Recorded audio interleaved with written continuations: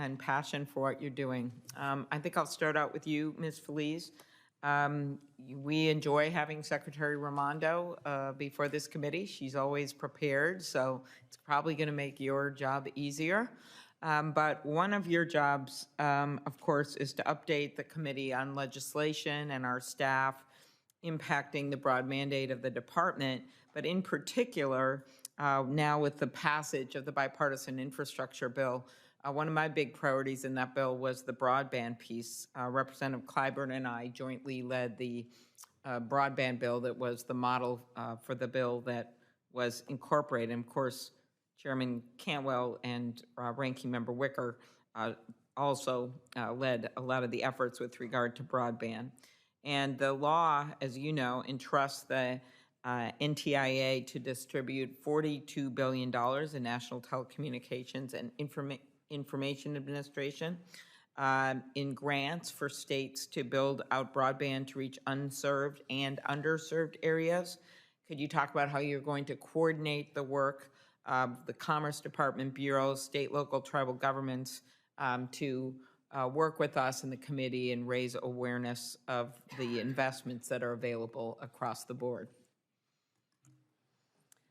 Thank you for your question, Senator, and thank you for your leadership in passing this historic investment in high-speed internet for all Americans.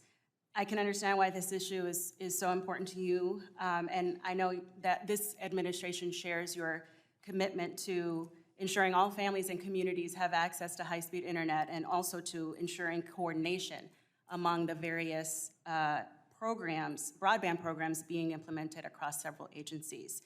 If confirmed, I commit to working with you and your staff, consulting with the career staff in NTIA and respective bureaus, and to keeping the lines of communication open, as well as ensuring there's transparency with respect to how the department is implementing these programs.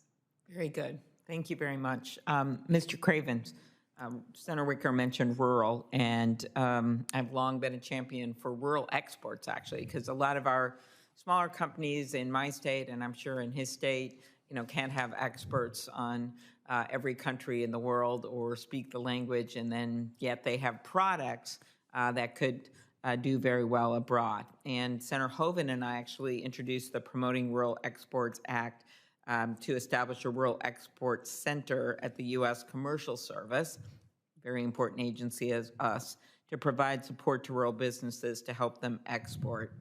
I think the MBDA currently operates 4 export centers across the country to help minority-owned businesses.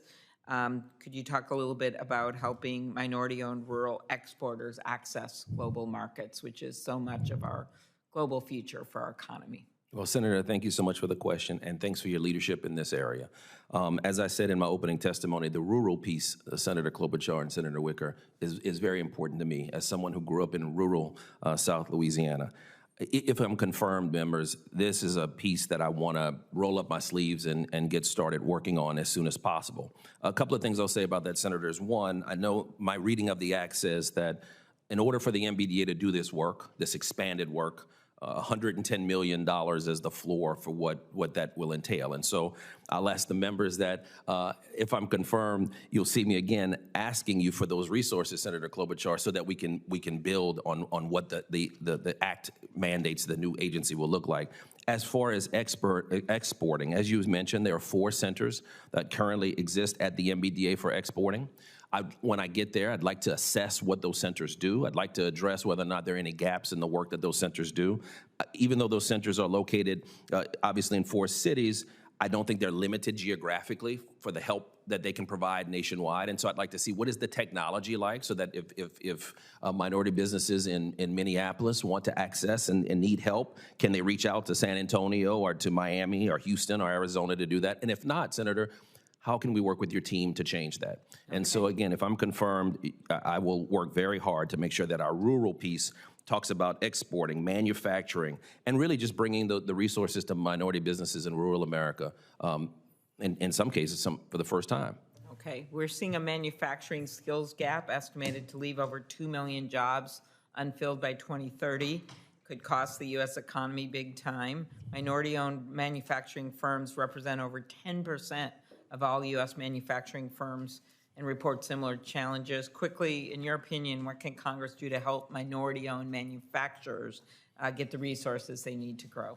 I think we can, thank you, Senator. I think what we can do is build upon the work I think that MBDA has been doing with the creation of these 4 and the existence of these 4 centers that are currently there. I think we can use the power of the new act, which allows the undersecretary to take testimony, to do research, to work across agency, Commerce Department, as well as all administrative agencies to see how we can leverage the resources of the federal government. Thank you. And I'm going to just follow up in writing on 2 topics local to me.